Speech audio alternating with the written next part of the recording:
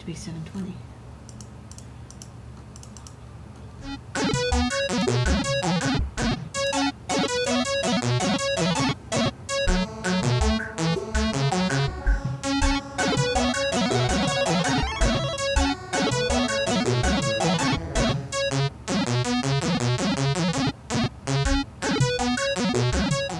And welcome to Desk Ladyada. Hello, everybody, and welcome back to my desk.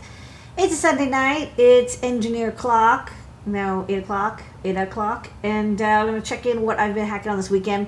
A lot of prototypes. I got PCBs in, and so I put together some protos. And I'm ready to order PCBs because, I got to test them, and I find my mistakes, and then fix them, and I order stuff. So let's kick it off with... Let's dive right in. First revision. So let's go to my computer so I can show what I've been up to. So, don't close the one thing I actually wanted to show. So the microlipo is a fairly old design. It's a lipo charger that uses the MCP73831. It's a SOT235 lipo charger, works with, any standard 3.7 nominal 4.2 volt max lipo or lithium ion battery. The thing I really like about this is it's got, a tri-state status pin that can tell you when it's charging and when it's done, which I really like about this charger chip. It's also inexpensive. It's available. I kind of use it on everything. It never done me wrong. So it's a good charger chip. And, this is a simple board that, you can plug right into a USB port. And so I actually, keep these around handy all the time because I use them to charge batteries when I'm working on projects. And I was about to reorder the PCBs. And whenever I'm reordering PCBs is also when I am like, I should maybe update or revise it if I can. So what I did is, I looked at the design. And this is a design back when I was using 0805 parts. Majorly, and I've kind of changed over to doing 0603 parts. And so I was like, well, I might as well change the parts over to 0603. And at the same time, I really wanted to update this design because one thing I didn't like is that there's this little jumper on the bottom that you would solder to change it from from 100 milliamps to 500 milliamps, because you kind of want to have, if it's a small battery, you want 100 milliamp rate charge, and for larger 500. But I want to change that to a switch, and so I did that by, as I squished everything to 0603, I was able to actually make enough room to put in a slide switch. And the slide switch, instead of a jumper, lets you select between 100 milliamps and 500 milliamps. You can see the 1 here and the 5 here. So let's go to the overhead and I'll show it really fast. So one thing, it's like, whenever I do prototypes, I'm like, I made no mistake. This is perfect, right? Well, I swapped the polarity of the battery. It's the one thing not to do, but I did it anyways. So this is what it looks like, nominally. And when it's not plugged in, I kind of actually like that both LEDs are on. It kind of tells you that it's not charging. And then, I've got this battery pack here. I plug it in, it turns red, and you can see this is about 0.1 amps. So this is the 100 milliamp setting. And then if I switch it, it changes over to about 500 milliamps. A little bit less because I use a 2.2 K resistor. So it's kind of nice because you can now switch between the two versions. And when the charging is done, the green LED lights up. So, what I do is basically when I'm ordering the PCBs, the next time I order, I'm going to order this new design, and then we'll just switch over and replace the stock. So I like to do revisions, especially when it's time to reorder PCBs. That's when I'm like, what did I want to change about this? It's a good time to clean up and update. All right. Okay. So next up, staying on the overhead.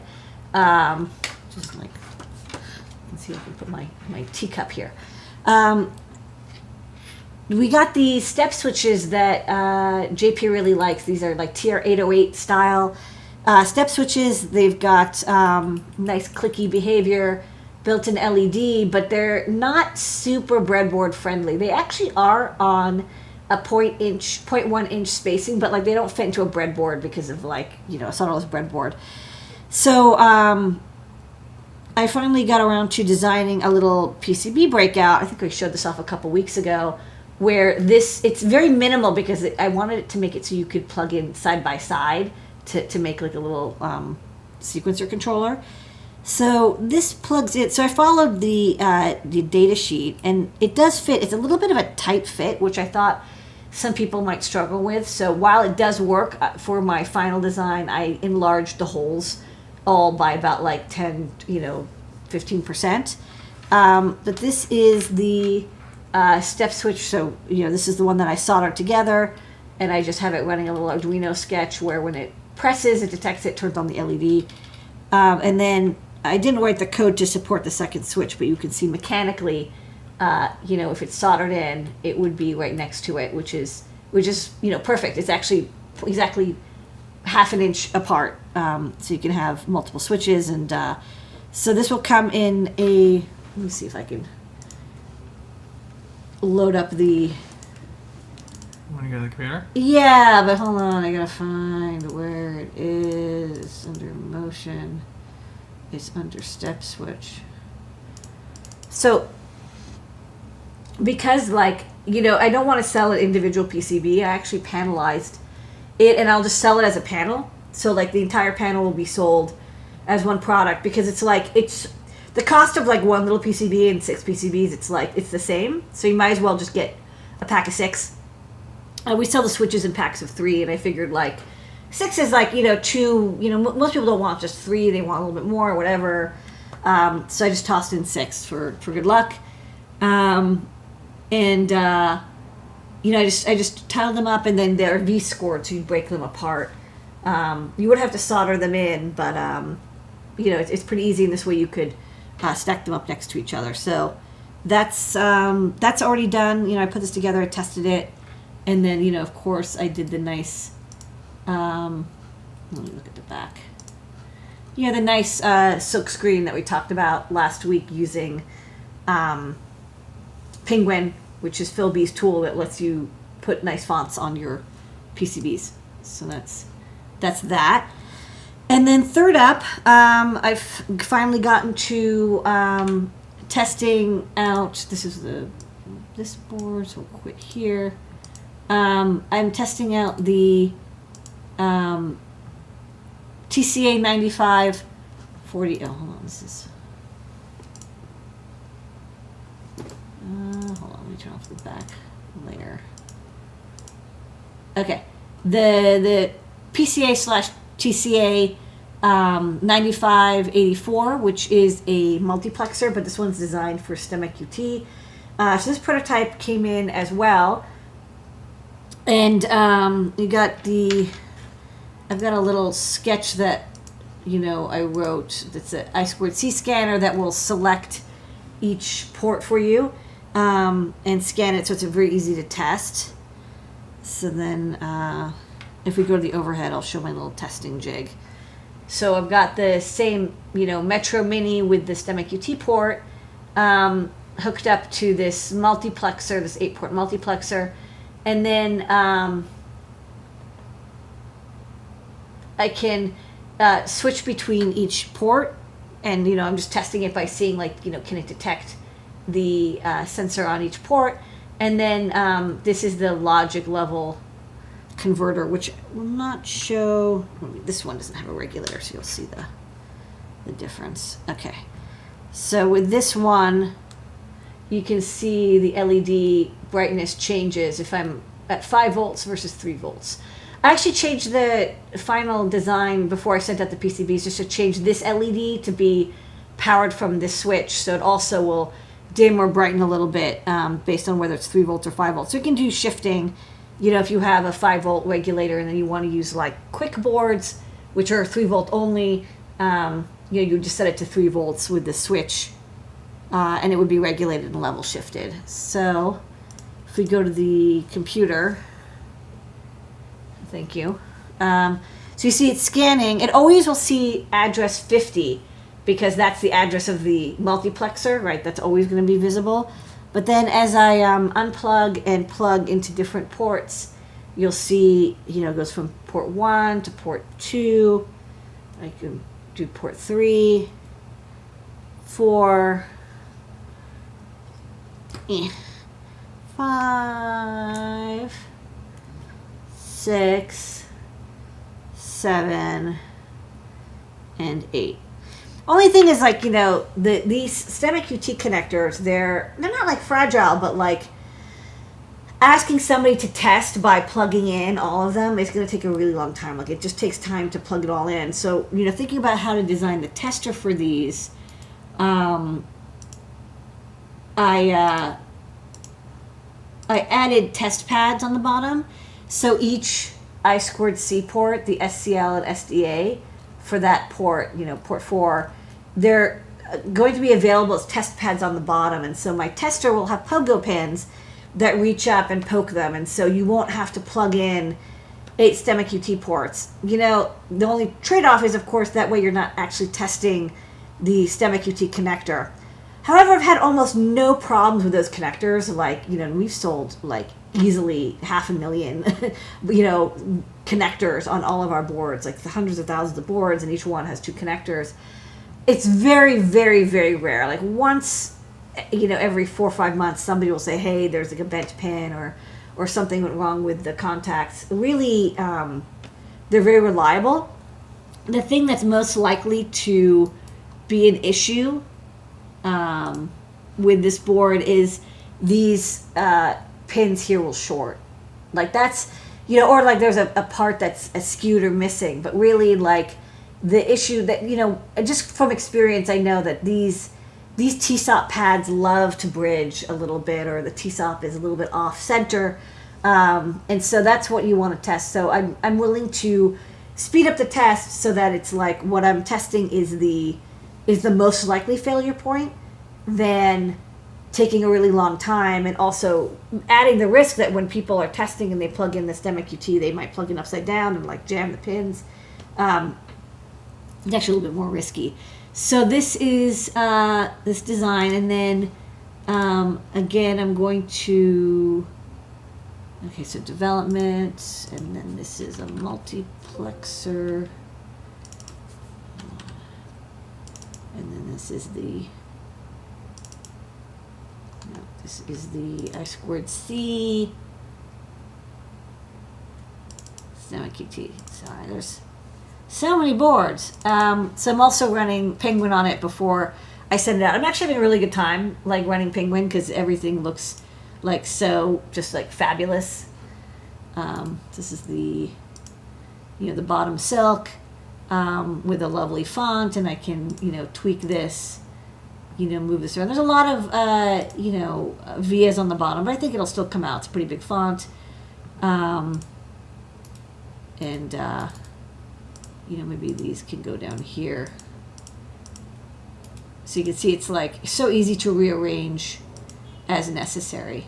Really, the script so far is, it's worked on everything I've had to send through it. So hopefully people are trying it out and getting some nice fonts on their designs. So those are the 3 boards that I worked on today. So is there any questions before? No. Let's keep moving. Okay. Let's do the great search. Okay, cool. Where in the world is that part I need? The great search with DigiKey. The Great Search brought to you by DigiKey and Adafruit. Every single week, Ladyada uses her power of engineering to help you find all the things you need. Ladyada, what is the Great Search of the week this week? Okay, so this week, this is actually, I almost made a mistake in this design, and so I was like, whenever I almost make a mistake, if I make a mistake, I usually don't catch it till later, but then I'll do a great search about it. But this time I caught it before the error occurred, which is I have a design that I'm doing that uses a slide switch, a vertical slide switch that is used for power selection. So, hold on. Let me open up the original one. Okay. Let me get a computer. Yes, with a computer. Really? So, the way that this design works is, I'm using this I2C multiplexer and I'm moving the signal from 5 volts controller to possibly 3 volt, 5 volt or 3 volt peripheral. So I'm adding like a level shifting thing. But not only am I level shifting the signal, but I'm I'm power shifting the connectors themselves. What will provide power to the individual peripherals on the I2C bus will also be either 3 or 5 volts. So it's not just signal level, it's power level. And there's 8 ports, so the power adds up. I'm using the AP2112 3.3 volt regulator. This regulator I really love. It has about 500 milliamps output from 3 to 5 volt. Very low dropout as well, which I really like. So even if you have 3 volt in, it won't drop out too much, even at fairly high current. So it's a very good regulator. It's nice and stable. But one of the things to watch for is when you are using a switch for power, not signal. Because again, a lot of people use buttons and slide switches to signal something. Send a digital signal into a microcontroller or enable pin, or I showed the microlipo. It's switching a resistor on the IREF pin of a lipo charger. The amount of current going through it, the amount of voltage going through the switch is very, very small. It's like maybe even a milliamp, maybe 3 to 5 volts. It's apparently pretty much negligible. The issue is when you're doing something like this and you actually want to switch power through. Now, if I was switching more than 500 milliamps, I wouldn't go for a mechanical switch, especially a surface mount one. I would use, some PFETs, and I would, make a proper, solid state switch, not a mechanical switch. But in this case, it turns out I can kind of get away with this by doubling up the switch, but also by making sure I'm speccing the right kind of slide switch. So let's, this slide switch, just to show what it looks like. It's, I don't have to use the exact same footprint, in this case I am, but I want it to be vertical, so I want it to be pointing up. You can slide it back and forth easily with your finger. And I will show that this is the same switch here. So I particularly like this switch. I found that these are very mechanically strong. They're easy to switch with a finger, no matter how big or sausagey or small your fingers are. And they have fairly good availability for voltage and current. But we talk about jelly bean parts a lot, and you look at like tactile switches and connectors. Jelly beans are jelly beans, but you still have to look at the ratings. It's not just because it looks the same doesn't mean it's the same. So let's go to DigiKey. So what we want is a slide switch, and we've looked for slide switches. We've looked for side slide, right angle slide switches. We're going to look for, again, a top slide switch. Notice the nice images. I like new search style coming into DigiKey with pictures. So we want a slide switch. We want active. One thing that I'm not going to look at because it turns out to not matter so much for this, but shorting versus non-shorting also, just because it looks the same doesn't mean they're all sliding versus non-sliding. Okay, we want surface mount, and we don't want right angle, we want vertical pointing up. So that actually gets rid of a lot of design. So now we can look at some images and be like, yeah, this is kind of what we're looking at here. Like this is what I often use for some designs. So here's where you want, again, look at the rating. If you're using it for signal, the rating doesn't matter because there's almost no power going through it, but we're putting power through. So the first step, I do want to have the voltage be above 4 volts because I want to switch 5 volt signal on. And you'll note that, some of these are 12, some of these are 6, but there's also, this one, which looks very nice, but it's only 4 volts. So, sorry, gotta go. Can't have 4 volts because we are switching a 5 volt power through. Okay, next up, I only want, normally stocking parts because I want to be able to get it. And then let's look at what's available. All right, cool.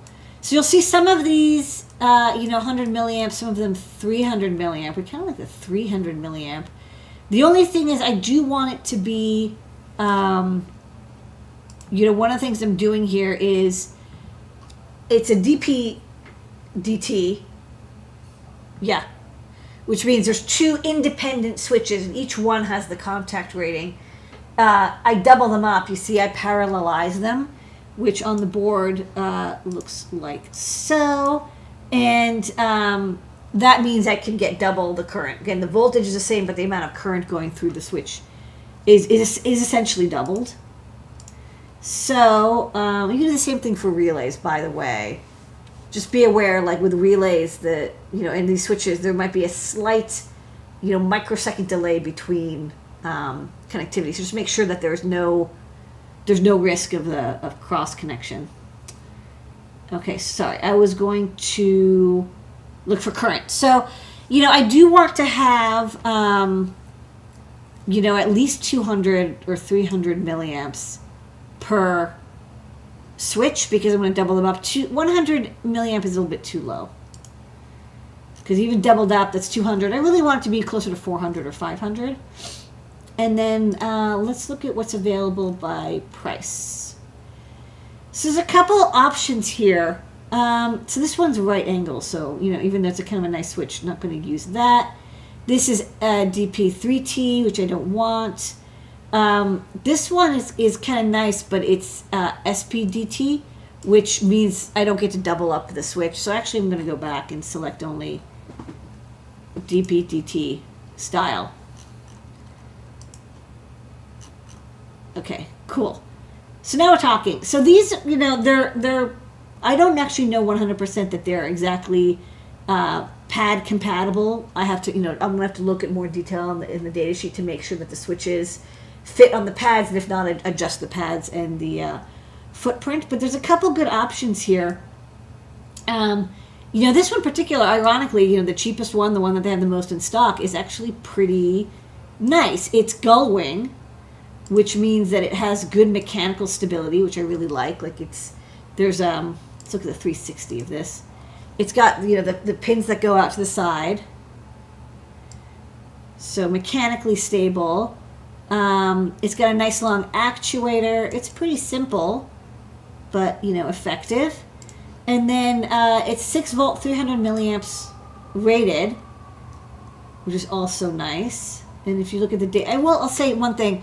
Really read the data sheet, by the way, to make sure, because sometimes the contact ratings differ based on the voltage. Like, for example, here, it turns out you can actually go up to 30 volts DC, but you'll only get 100 milliamps. So just be aware, like the rating, that contact rating it's actually dependent a little bit, not on voltage and current, but, the product of the two.